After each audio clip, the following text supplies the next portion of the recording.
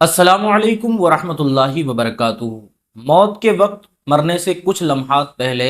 मुर्दा अपने घर वालों से क्या कहना चाहता है, यानी जो शख्स मरने वाला है, क्या उसकी ज़बान पर कोई आखिरी पैगाम होता है जो वो रो रो कर अपने घर वालों से कहना तो चाहता है लेकिन कह नहीं पाता। आखिर वो कौन सी बात है। और दूसरी चीज़ ये कि आपने देखा होगा जब कोई शख्स मर जाता है ना, बाज़ दफ़ा ऐसा भी देखने को मिलता है कि किसी का मुंह खुला रह जाता है या किसी की आंखें फटी रह जाती हैं। आखिर इसकी क्या वजूहात होती हैं, बहुत मुख्तसर अंदाज में इंशाल्लाह आज की इस वीडियो को आप लास्ट तक देखेंगे तो आपकी समझ में आ जाएगा और आपके इल्म में इजाफा होगा। और अगर कोई ऐसा गुनाह है जो इनके अंदर मौजूद है तो हम आज से उससे तौबा भी करेंगे कि अल्लाह ताला हमारे उस गुनाह को मुआफ़ फरमाए और हमें उसकी तरफ रुजू न करने की तौफीक अता फरमाए। तो आइए हज़रात, बिना किसी देरी के हम जो है अपनी बात का आगाज़ करते हैं।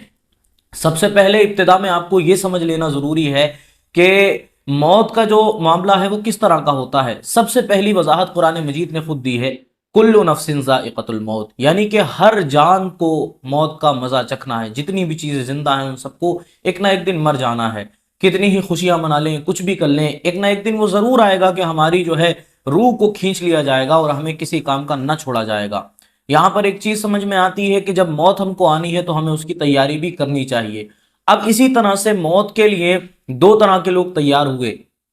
एक वो जो नेकोकार थे और एक वो जो बदकार थे। अब नेको और बद का मामला क्या होता है, एक हदीस पाक का मफहूम, यहाँ पर जितनी भी हदीसें मैं बयान करूंगा सबका मफहूम ही आप तक पहुंचाऊंगा, इसलिए कि मतन के साथ में हदीस को पढ़ना ये काफ़ी लंबा हो जाएगा। तो उस मफहूम को लेकर के चलते हैं जिसके अंदर हमें बताया गया है कि नेक की रूह जब खींची जाती है तो इस तरह जैसा कि आटे के अंदर से एक बाल को खींच लिया जाए। लेकिन वहीं पर अगर कोई बदकार शख्स होता है, जब उसकी रूह को निकाला जाता है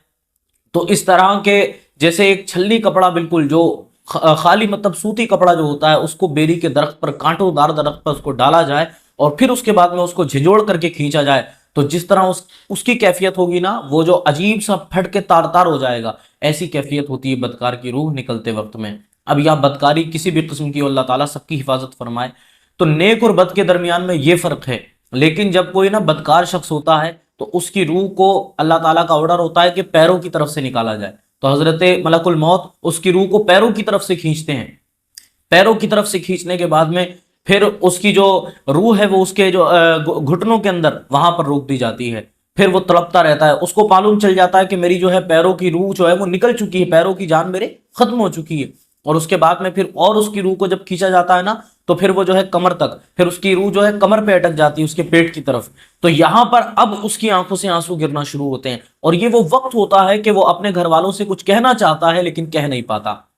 इसलिए कि अब जो है उसकी जबान उसके कंट्रोल से बाहर निकल चुकी है। उसका कंट्रोल जो है वो अपनी जबान पर खत्म हो चुका होता है और उसको पता नहीं चलता कि अब मैं कहूं तो कुछ कैसे कहूं। जो भी वो कहना चाहता है वो अपनी जबान से अदा नहीं कर पाता। लेकिन यहां पर दो कैटेगरी हैं। बात कहने वाले के जो है ऊपर डिपेंड करता है कि वो क्या बात कहने वाला है। अगर मरने वाला नेकोकार था और उसकी रूह निकल रही होती है तो वो अपने घर वालों को तलकीन करता है नेक कामों की कि मैंने अपने अच्छे अमाल किए थे, अल्लाह ताला ने मुझे आसान मौत अता की है। ए घर वालों, तुम भी जो है, मैं तुमसे गुजारिश करता हूं जो तुम गुनाह करते हो उनको छोड़ दो और उसके बाद में जो है नेक अमाल करने लगो। और अहादीस के अंदर ये भी पता चलता है कि उनकी आखिरी जो कलिमात होते हैं जबान पर वो अल्लाह का जिक्र हुआ करता है। जैसा कि फरमाया गया, मन क़ाला ला इलाहा इल्लल्लाह दखलल जन्नह, जो मरते वक्त में ला इलाहा इल्लल्लाह कहता होगा, अल्लाह का जिक्र करता होगा, कलमा शरीफ पढ़ता होगा, उसको अल्लाह ताला जन्नत में दाखिला नसीब फरमाएगा। तो नेक जो था उसकी तो जबान से ये नेक अल्फाज निकले कि उसने अपना जो हाल था दुनिया का कि मैंने नेक अमाल किए थे, उसका बदला अल्लाह ने ये दिया है कि मेरी जो रूह है अल्लाह ताला ने उसको आसानी के साथ में निकाला है। लेकिन यहीं पर अगर बदकार शख्स है और वो बदकार शख्स जो है अपनी बदकारियों में मुब्तला था एक लंबे अरसे तक, और उसके बाद में जब उसको मौत आई है तो उसकी रूह कई शिफ्टों में निकला करती है। जैसा कि आप देखते हैं, मैंने बताया पेट में आकर के अटक जाती है, फिर सीने में आकर के, और फरमाया गया कि सीने में आकर जब रूह अटकती है ना तो पूरा जिस्म जो है खुश्क हो जाया करता है, उसको प्यास लगती है और ऐसी प्यास लगती है कि अगर पूरा समंदर भी उसको पिला दिया जाए तब भी उसकी प्यास नहीं बुझ सकती है। और फिर जो है पूरे जिस्म में झटके महसूस होना शुरू होते हैं और फिर मालूम चलता है कि ये झटके किसी और चीज के नहीं बल्कि मौत की जो शिद्दत है वो आकर के जो ये खींच रही है, पूरे जिस्म को झंझोड़ रही है। उसके बाद में हलक के अंदर जा आकर के پہنچ جاتی ہے، یہ جس کا ذکر قرآن مجید کے اندر بھی کئی متعدد مقامات پر آیا ہے، اور خاص طور سے ایک جگہ پر اللہ تعالیٰ نے ذکر فرمایا کہ موت جو ہے حلق تک، حلقوم کا لفظ اللہ نے استعمال فرمایا ہے کہ حلق تک جو ہے موت آ کر کے پہنچ جاتی ہے، پکڑ لیتی ہے انسان کو، یہاں اٹک جاتی ہے، اور اس کے بعد میں پھر دماغ میں جا کر کے اٹکتی ہے، پھر اس کو منہ کے ذریعے جب نکالا جاتا ہے نا تو آپ دیکھتے ہیں کہ لوگوں کا منہ کھلا رہ جاتا ہے،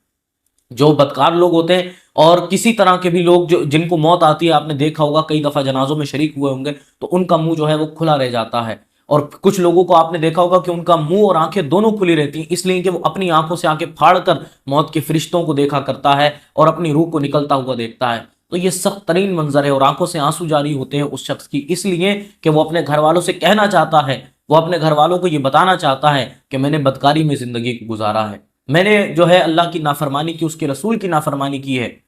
میں نے فرائض و واجبات کو چھوڑا تھا، میں نے کسی غریب کی مدد کرنے پر میں قادر تھا، کر سکتا تھا، لیکن جان بوجھ کر اس کی ضرورت سمجھتے ہوئے بھی میں نے اس کی مدد نہیں کی، اور دیگر میں نے بندوں کا حق کاٹا تھا، میں نے کسی فلاں کا حق کاٹا تھا، میں نے کسی کو ترازو میں کم تول کر کے دیا تھا، میں نے کسی کی زمین میں اپنی مینڈ کو بڑھایا تھا، میں نے کسی کے 2 گز کے پیچھے اس کے اوپر FIR کر دی تھی۔ اس طرح کی جب جو ہے چیزیں کرتا ہے تو ان سب کو یاد کرتا ہے اور روتا ہے، اور اپنے گھر والوں کو بتاتا ہے کہ میں نے بڑے گناہ کیے ہیں، آج مجھے اس دنیا سے جو ہے کھچیڑ کر کے لے کے جایا جاتا ہے، پتہ نہیں میرا کیا معاملہ ہوگا۔ میں تم لوگوں کو صرف اتنی تلقین کرتا ہوں کہ ہر جان کو موت کا مزہ چکھنا ہے، ہر جان کو موت کا مزہ چکھنا ہے، موت کسی بڑے بڑے اونچے ٹیلوں میں جا کر کے رہ لو تو میں موت آ کر کے رہے گی، اللہ کا فرمان ہے، اس لیے اللہ سے ڈرو، اس کا خوف اپنے سینوں میں پیدا کرو، اللہ تبارک و تعالی میرے جیسی موت کسی کو عطا نہ کرے۔ وہ آخر وقت میں اپنے گھر والوں سے اس طرح کی باتیں کہنا چاہتا ہے۔ تو آپ حضرات سے میری یہ گزارش ہے کہ جن حضرات کو بھی آپ اس طرح کی جو ہے جنازوں میں شریک ہوتے ہیں ان کے لیے دعائے مغفرت کیا کریں، اور خاص طور سے جو بڑے بڑے کبائر جرم ہم انجام دیتے ہیں، صغائر گناہ تو ایسے ہے کہ اللہ تعالیٰ ہماری نیکیوں کے ذریعے ہی معاف فرما دے، لیکن کبائر جو جرائم ہیں، خاص طور سے بندوں کے جو حق ہیں، بندوں کے حق کاٹنے والے، اللہ تبارک و تعالیٰ ان کو اتنی آسانی سے معاف نہیں فرماتا جب تک کہ بندہ جس کا حق کاٹا گیا ہے وہ خود معاف نہ کر دے۔ اس لیے ایسے کبائر جرائم سے میں اور آپ سب آج ہی توبہ کرتے ہیں کہ اللہ تعالیٰ ہماری جو ہے گزشتہ گناہوں کو معاف فرمائے، اور آئندہ میں ہمیں کبھی بھی ایسے گناہوں کی طرف لوٹنے سے بچائے اللہ تبارک و تعالیٰ، اور ہم سب کی حفاظت فرمائے، اور اللہ تعالیٰ ہم سب کو حسن خاتمہ عطا فرمائے، ہماری موت ایمان کی حالت میں ہو، اور آسانی کی موت اللہ تعالیٰ ہم سب کو نصیب فرمائے۔ آمین۔ السلام علیکم ورحمۃ اللہ وبرکاتہ۔